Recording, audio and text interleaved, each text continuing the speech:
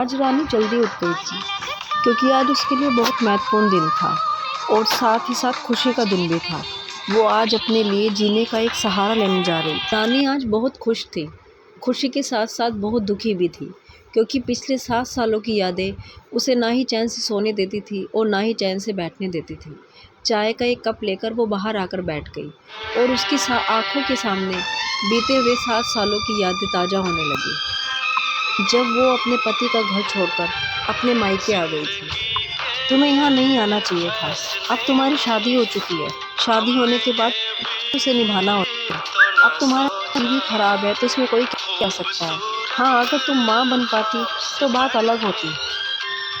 अगर मैं माँ नहीं बन सकती तो क्या मुझे जीने का कोई हक नहीं है?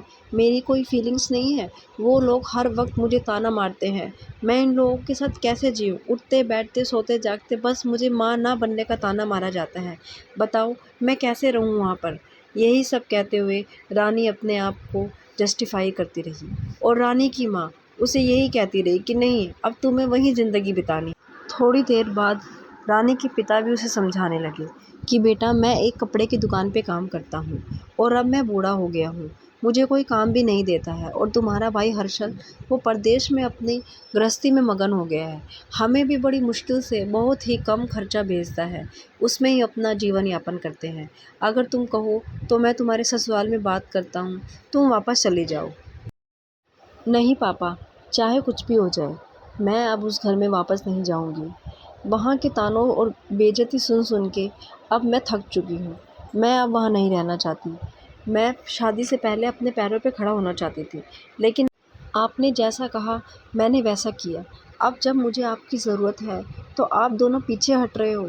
मैं कह रही हूँ कि मैं वापस नहीं जाना चाहती और अब वहाँ जाना मुमकिन भी नहीं है क्योंकि मैं आने से पहले डिवोर्स पेपर साइन करके आई हूँ।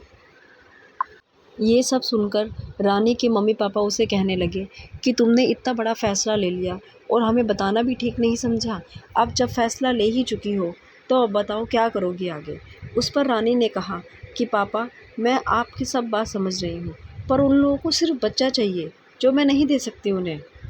तुमने डिवोर्स पेपर साइन करने से पहले एक बार हम दोनों से पूछा तो होता। इस पर रानी के पिताजी ने कहा कि हर्षल हमें सिर्फ थोड़े से ही पैसे भेजता है। तुम्हारा भाई जो पैसे भेजता है उसमें हमारा ही खर्च नहीं चल पाता, तो तुम्हारा खर्च हम कहाँ से चला पाएंगे। मैंने इस सब के बारे में पहले ही सोच विचार कर लिया है। मैं अपने गहने लेकर आ चुकी हूँ और अब मैं उन्हें बेचकर आगे बढ़ूँगी और किसी कंपनी में नौकरी करूँगी और अपने पैरों पे खड़ी। आप चिंता मत कीजिए पापा, मैं आप पर बोझ नहीं बनूंगी। मैं पढ़ लिख कर अपने पैरों पर खड़े होकर आप दोनों का भी ख्याल रखूंगी। ये सब बातें कहकर रानी चुप हो। इस पर रानी की माँ कहने लगी कि बेटा, वो सब बातें तुम्हारी ठीक है, पर हम लोगों को क्या जवाब देंगे कि हमारी बेटी तलाक देकर क्यों आ गई है। उस पर रानी ने कहा कि माँ, आप चिंता मत करो, ये लोग तो 4 दिन बातें करेंगे फिर भूल जाएंगे। ये लोग तब कहाँ थे जब मेरे ससुराल में मेरे साथ जानवरों की तरह बर्ताव किया जा रहा था। सब ठीक हो जाएगा माँ, आप मुझे कुछ वक्त दो। रानी को यह सब याद आता रहा और वो सोचती रही कि कैसे उसने पढ़ लिख कर किसी कंपनी में जॉब हासिल की थी और कितनी मेहनत भी की थी। बीच बीच में कभी कभी रानी के मम्मी पापा दूसरी शादी की बात भी छेड़ देते थे, लेकिन पहली शादी में उसे इतना दुख मिला था कि वो दूसरी शादी करने की हिम्मत ही नहीं जुटा पा रही थी। रानी को आज भी याद है कि कैसे उसके मम्मी पापा उसे कहते थे कि बेटा, दूसरी शादी कर लो, हमारे जाने के बाद तुम्हारा कौन साथ देगा, तुम बिल्कुल अकेली रह जाओगी। लेकिन रानी ने कभी उनकी बात नहीं मानी और कुछ समय बाद उसके मम्मी पापा की बात सच हो गई। वो दोनों उसे छोड़कर चले गए और वो अकेली रह गई। यह सब सोचते हुए रानी बहुत उदास थी।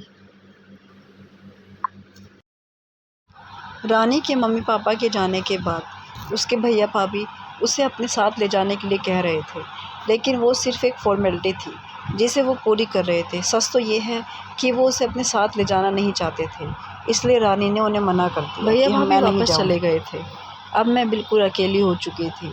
ना ही तो घर में मन लगता था और ऑफ़िस में जाती थी तो ऑफ़िस के काम में मगन रहती थी, लेकिन घर आकर फिर अकेली हो जाती थी। एक दिन मैं बैठकर मैगज़ीन पढ़ रही थी। उसमें मैंने एक सिंगल मदर के बारे में एक आर्टिकल पढ़ा। उसे पढ़कर मुझे लगा कि हो सकता है मैं भी एक सिंगल मदर बन पाऊँ। और मैंने प्रक्रिया शुरू कर दी। प्रक्रिया बहुत बड़ी थी, लेकिन चाह थी दिल।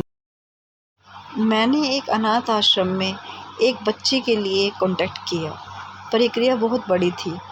कुछ टाइम बाद मुझे एक फ़ोन आया कि मुझे एक बच्ची मिल जाएगी। मैं बहुत खुश थी और आज ही वो दिन था जब मैं अपने जीने के लिए एक सहारा लेने जा रही थी। अब मैंने सोच लिया था कि मैं अब अपनी बच्ची को घर लाऊंगी और उसे खूब पढ़ाऊंगी, और जब तक उसकी शादी नहीं करूंगी, जब तक वह अपने पैरों पे नहीं खड़ी होगी।